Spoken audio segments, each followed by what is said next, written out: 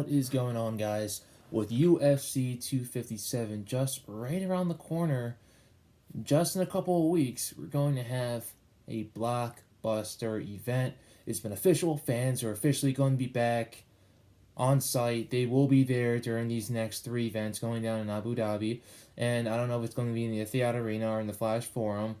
A lot of signs are pointing towards Flash Forum, but we're just going to have to see and wait what's really going to happen. It hasn't been official yet by the UFC where they're going to be during those next couple of days, especially UFC 257, if they're really looking to pack a whole entire arena or their little Flash Forum arena that they got going on Fight Island. But other than that, it's UFC 57, baby. We're all excited. We all been waiting for this for a long time. The UFC has been on a break for a couple of weeks now. They wrapped up their whole entire production, all the fights, everything like that, a couple of weeks before December ended, and they're officially going to be back next week with the main event that a lot of people have always really wanted to see for a little bit of a while now, the up-and-comer Kelvin Kattar versus one of the best featherweights in the history of the company, Max Holloway. But I'm not here to talk about that fight. I'm here to talk about another fight, and that is going to be the co-main event for UFC 257, Dan the Hangman Hooker versus Iron Michael Chandler. Now, it's definitely going to be an interesting matchup for sure. It's definitely going to be a heavy-hitting one as well, because Dan Hooker is not really known for going to the floor, for his ground and pound, for his jiu-jitsu. He's known for being an elite striker in the UFC lightweight division. Obviously, he used to fight over in featherweight. Things didn't go so well. He was cutting a lot of weight just to make the 145-pound limit, so he decided to move up to 155 pounds, just like a lot of fighters back in the day do. Obviously, McGregor used to be 145 pounds. Dustin Poirier used to be 145 pounds, and those are both the fighters who are going to be in the main event that night. Also, Charles Oliveira used to be 145 pounds. So a lot of guys have moved up from 145 to 155 over the years. A lot of notable fighters, and Dan Hooker being one of them. He's facing Michael Chandler, who is the newcomer to the UFC. He used to be a former multi-time Bellator lightweight champion of the world back in Bellator, which is considered the second best promotion in the whole entire world. Obviously, Bellator's got some elite fighters, but not as much as the UFC. That's mostly not because of the competition, but also because of the depth of fighters that the UFC does have. The UFC has over 600 fighters, or even more, on their roster. Bellator has about half of that at around 300. And other major promotions out there have about less than 200, such as ONE FC or the PFL, and other smaller promotions out there that I can't really name at this time. But other than that, this is definitely going to be an intriguing matchup. Chandler used to wrestle in college. He used to wrestle in University of Missouri alongside Tyron Woodley and Ben Askren. And if we all know about collegiate wrestlers going into the UFC, is that they have a lot of success. Daniel Cormier being one of them. And he was definitely the wrestler that had the most success with the UFC. Matt Hughes also. So like I said, a lot of wrestlers, especially collegiate wrestlers, have had a lot of success in the UFC. Michael Chandler might be one of them. But the keys to victory that I'm going to have to give to Dan Hooker, he's the taller guy. He's the lankier guy. His reach and his height is obviously going to be longer than Michael Chandler's, because Chandler's a pretty small and bulky guy himself. So if I were Dan Hooker, you're obviously going to want to stay on the feet the majority of the time. You're going to want to keep your distance at all times, especially with Michael Chandler, because you never know when he's going to go in for a takedown attempt, and you never know when he's going to try to throw a combo in there, because Michael Chandler has huge amounts of power that you don't want to be messing around with. And the thing with Dan Hooker is that he likes to get in the brawl the majority of the times. He got in the brawl with Paul Felder for 5 rounds, and he also got in the slugfest with Dustin Poirier for 5 rounds as well. So obviously, both men have a lot of experience, or a good amount of experience as it is, fighting in 5-round fights. But as we all know from these previous last 5-round fights that Hooker's had, he tends to fade as the later rounds come in. But actually, this isn't going to be a 5-round fight. I made that mistake right there. It's going to be a 3-round fight. I'd really love to see it as a 5-round fight, but it's going to be a three-round fight because this is the co-main event. And it definitely favors Hooker more, because as I was about to say, is that Hooker, He fades a lot, especially going into those later rounds. But since he's only going to have 3 rounds, he's going to have a lot of his success. A lot of his success has been in 3-round fights where he's finished off a plethora of fighters. He finished Marchukasi via submission, so he does have some submission skills. He does have some Brazilian Jiu-Jitsu underneath his belt, even though it's extremely underrated because he likes to stand and bang. He has knocked out Gilbert Burns, who will be fighting for the welterweight championship of the world against Kamaru Usman in the near future, and he has also KO'd James Vick as well. So those are a couple good guys on the list to have KOs against, and then you've also have Michael Chandler on the other side, who's knocked out a couple former UFC champions. He knocked out Benson Henderson. He also knocked out. Never mind. He didn't knock out, but he did finish Eddie Alvarez via submission, though. So both guys do have some submission games underneath their belts. They're not completely blind when it comes to Brazilian Jiu Jitsu, so this fight can go pretty much anywhere, and it would still be fun. But I believe that Michael Chandler is going to want to get it to the ground no matter what.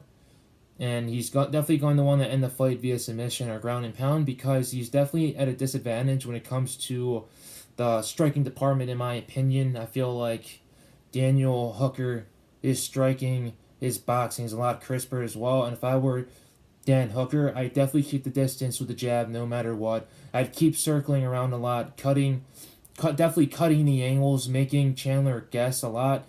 And you don't want to be a stationary target when you're fighting Michael Chandler. You want to keep moving the whole entire time, circling around the octagon, making sure that your back is never close to the cage. That's Khabib's specialty right there, and it might be Michael Chandler's as well since they're both wrestlers. When these fighters have their backs against the cage and they're pretty close to it, these wrestlers go in for a takedown, get you against the fence, maybe start it off as a single leg, elevate and dump you, or go in for that double leg and hook both the hands in, elevate you and dump you like that, and they'll just have you against the cage where where the majority of people are vulnerable up against, and then they'll just tee off on you with ground and pound or try to go in for that submission. It's very hard for a fighter to try to get out of position like that, especially if your back is against the cage, your body, you're sideways, you're flat on your back, you're flat on your stomach. It's hard either way. And I feel like if I were Michael Chandler, I'd definitely go with that. But if I were Dan Hooker, movement at all time, cut the angles, work the jab, use the leg kicks, use the jab as a distraction to go high or to start off to the body and elevate that leg back up to the head to try to go for a nice head kick. If I were Dan Hooker, definitely utilize the legs, hit Michael Chandler with a lot of leg kicks. If I were Michael Chandler, give him back.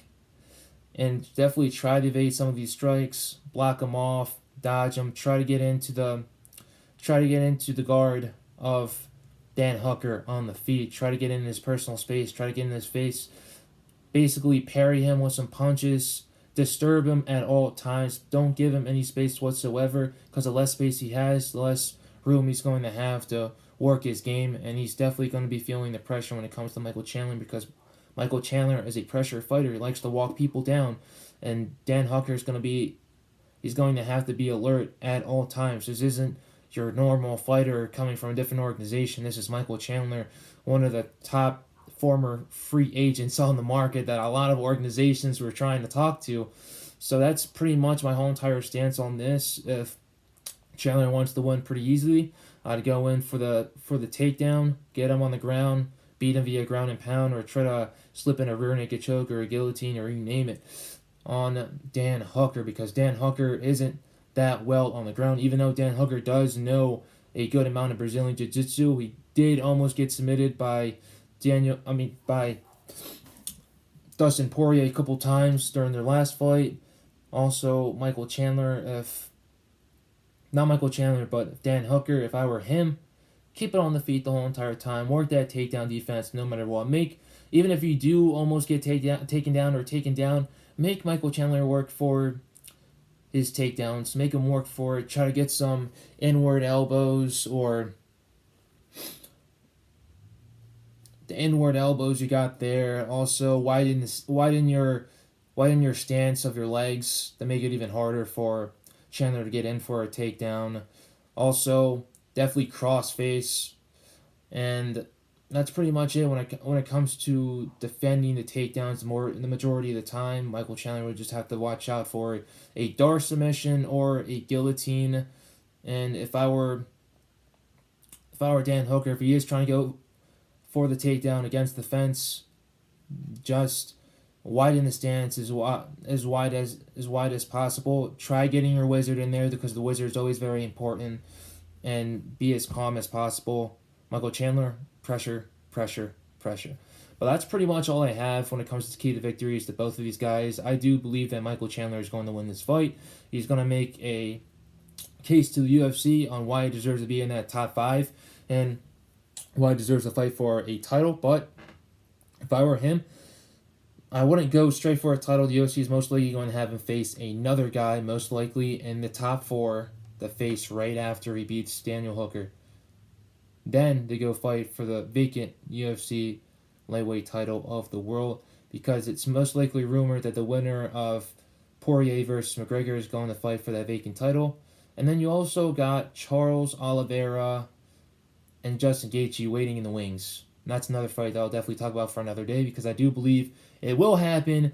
It most likely might be announced the next 2 weeks for early April, end of March.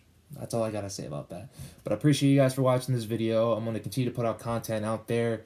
I know I was a little bit sloppy today, but I've been gone for a little bit of a while now. But I'll continue to talk about these fights, these upcoming fights, and I will also talk about the return of T.J. Dillashaw, one of the best fighters in the world, especially at the UFC bantamweight division. He will make his return very, very soon, and who I would like him to fight next. All that's going to be coming in future videos. Appreciate you guys for watching. God bless. Stay safe.